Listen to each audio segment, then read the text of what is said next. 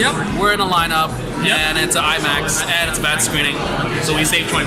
Yeah. Great stuff. So you have no expectations. Nope, not He hasn't watched even the trailer. Yeah, So. you haven't seen the trailers. I've seen the trailers, and we're going in. So I just hope glorious CG. That's it. Yeah. That's it. Hopefully I don't care there's about a the story, humans. there's a plot. I don't think there is. That's okay. But this is before, and this is after. After.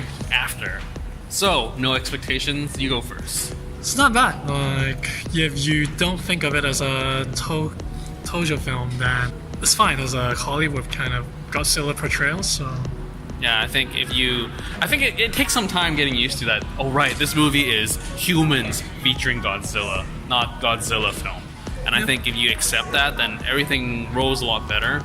There are moments where like the action is crazy, and then you clearly don't care about the humans, but yet they cut to the humans, and you're like, oh, I don't care. But I guess they do that in a sense where they create that urgency and that sense of like, oh my god, that like all that stuff's happening, like people are dying. Because if you just cut to the monsters, I think it would just be like, oh, just destruction, destruction, destruction.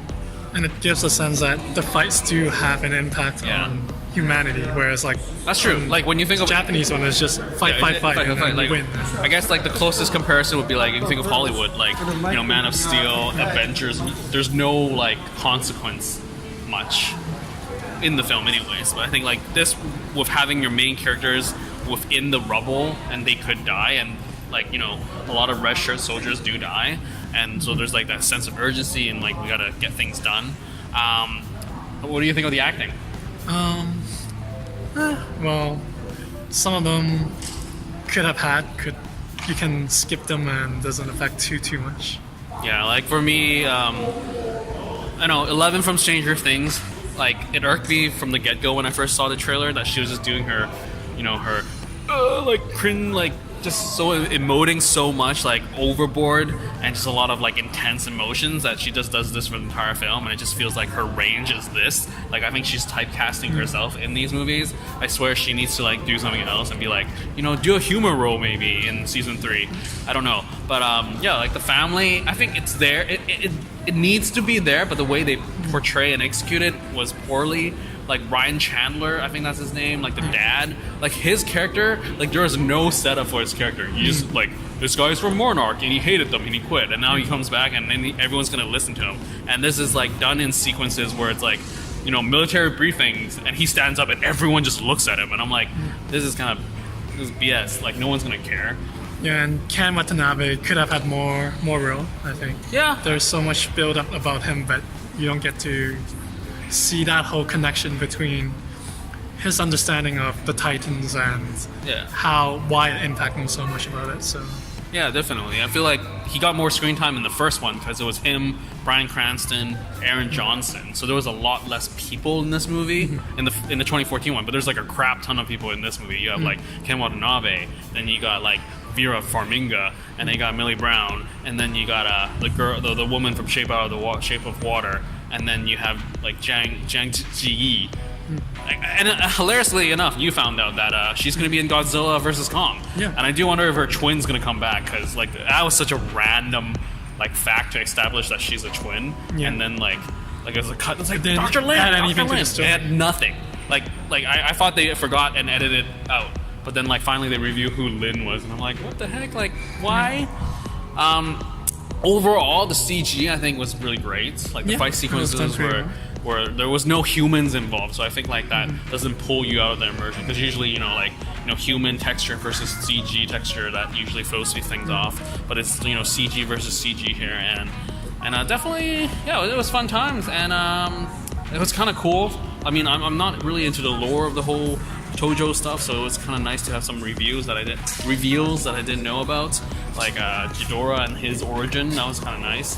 And though I do wonder what they're gonna do with Godzilla vs. Kong, because it's like Godzilla's like a nuke and Kong is an animal. So like, is it just gonna be like because I feel like with the way that Godzilla fights is just straight on like brute force, and where Kong, you watch Skull Island? Yeah, I watched it with you. Oh, hilarious. So yeah, with Kong I feel like he knows how to fight, so it's like more strategic, it's more agile. Yeah, so that'll be interesting. And Zhang Ziyi is coming back for that one. Millie Brown is coming back for that one. So that's not cool. But Adam Wingard is directing Godzilla vs. Kong, so that's really interesting because you're next and guest, so that was fun. Too bad Dan Stevens is not going to be in that movie because that'd be hilarious for him to come back.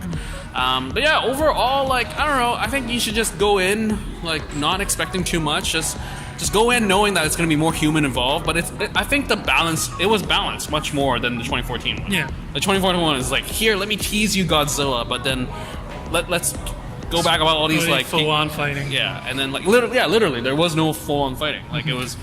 In Godzilla, it was just like, hey, he shows up a little bit, let's cut to the humans, and then do a long sequence, and then the sequence is already played out. But here, it's like, you see the initial fight, and then they cut to the humans, and then you go back to the fight, and then I think that was good enough. I think reading reviews out there, some people complain about how, like, the fights aren't, like, good enough in terms of just the editing. I think I enjoyed what they had, the end product. Like, Ghidorah versus Godzilla is pretty badass. I mean, granted, you don't really see the other kaijus, but then I think what they established here was better, and I think they really did a good balance between, like, humans and kaijus. Like, it always makes me, like, wonder, like, it's so stupid with Transformer films when humans are involved, because it's like humans are useless. But here, it was sort of, like, actually built into the narrative that the humans were actually, like, making things go forward, like with the whole like orca thing. So I was like, props on writing the humans in and making them actually, like, relevant. And yeah, I'm sort of glad the whole nuke stuff isn't that, like, you know, heavy-handed in terms of, like, oh, we need to beat Green Earth, like, all that stuff. It's just like, you know, consequences of humanity, and that's it. But yeah, that there was that one speech that she did that was kind of like so cringe and awkward, but that was not too much. So Otherwise, it was all right. And we watched it in IMAX, so that was great. It was big, and the sound was big. And that is it. Go watch it. If you have seen 2014, I would say go watch this. And even if you haven't, just watch CG versus CG. That's kind of cool too. And that's it. Keep watching, keep liking, and subscribe. And remember, sharing is caring. And that's it for this before and after for Godzilla. King of Monsters. Okay. Later.